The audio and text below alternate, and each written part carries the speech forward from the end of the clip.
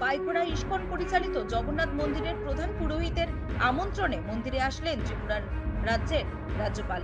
Baikhora ISKCON পরিচালিত জগন্নাথ মন্দিরের সার্বিক উন্নয়নে কাজ করে যাচ্ছে মন্দিরের প্রধান পুরোহিত প্রভু করুণেশ্বর মাধব দাস।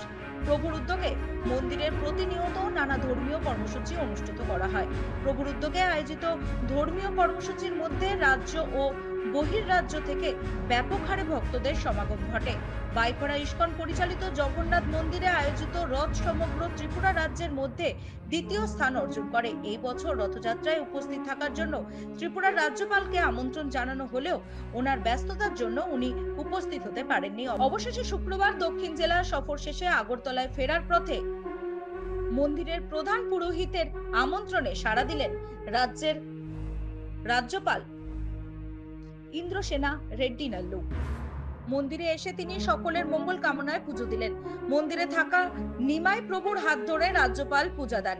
প্রভু করুণেশ্বর মাধব দাসের ডাকে সাড়া দিয়ে আজকের দিনে মন্দিরে রাজ্যপালের আগমনকে কেন্দ্র করে মন্দিরে ভক্তদের মধ্যে ব্যাপক আনন্দের বাতাবরণ লক্ষ্য করা যায়। আজকে কিছুক্ষণ আগে আমাদের মন্দিরে ত্রিপুরা রাজ্যের মহামান্য রাজ্যপাল শ্রীযুক্ত নাল্লু ইন্দ্রসেনা রেড্ডি জি এসেছিলেন। আমি এই বছর গত এই রথের সময় আমন্ত্রণ করেছিলাম, সময় দিতে পারিনি। তো সেই জন্য বলেছিলাম দক্ষিণ ত্রিপুরা সফরে যখনই আসবেন আপনি একটু আমাদের মন্দিরে জগন্নাথকে দর্শন করে যাবেন। আমি অত্যন্ত আনন্দিত, খুবই খুশি যদি আমার কথা রেখেছেন, আমার অনুরোধ রেখেছেন।